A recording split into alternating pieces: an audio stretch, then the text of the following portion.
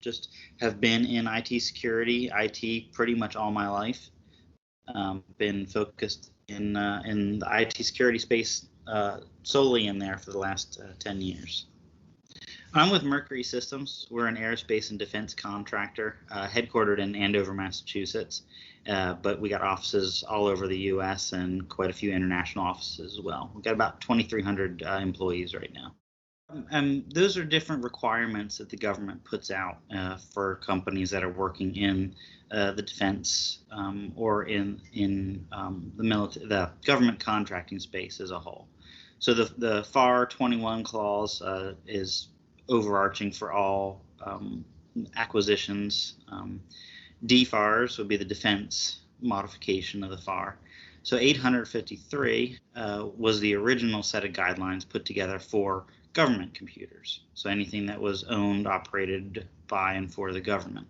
Then the government realized that there's so much being done by contractors, and there's no real standards around how those systems should be secured.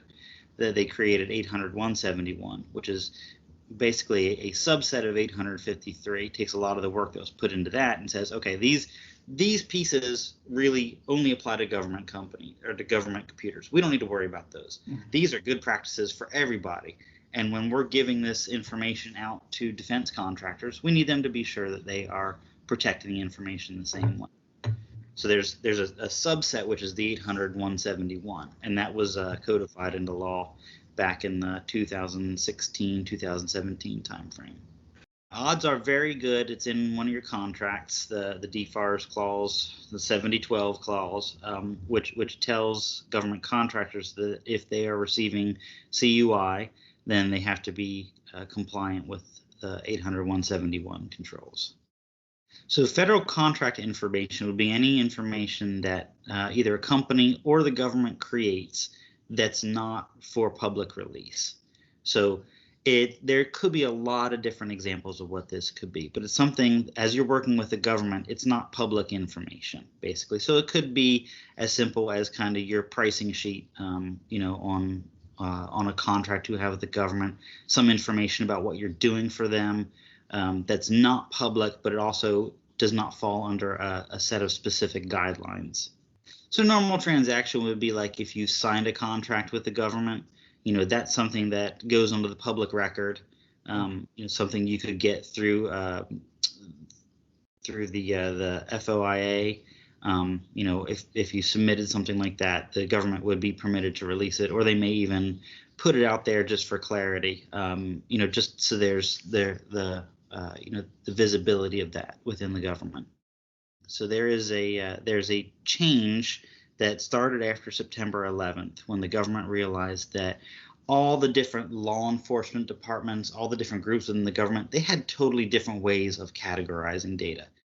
One of the other government agencies, just like NIST is a government agency that's helping across the government, there's one called ISOO, and they were tasked with putting together all the different categories within CUI. So CUI is an overarching category, but within that you have different things. You have stuff that could be PII, especially personal information that you have on people within the government.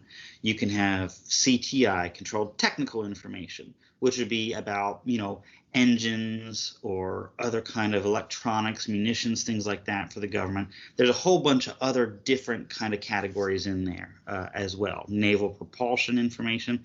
And so the difference is some of these categories are considered CUI basic and some are CUI specified.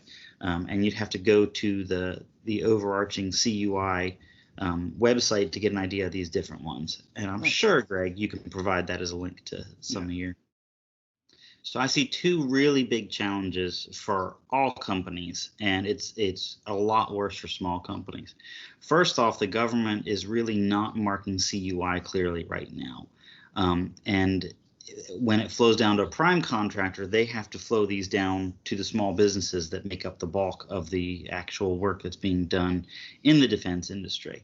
And so a prime contractor will flow down these clauses in their contract, but not mark what is CUI.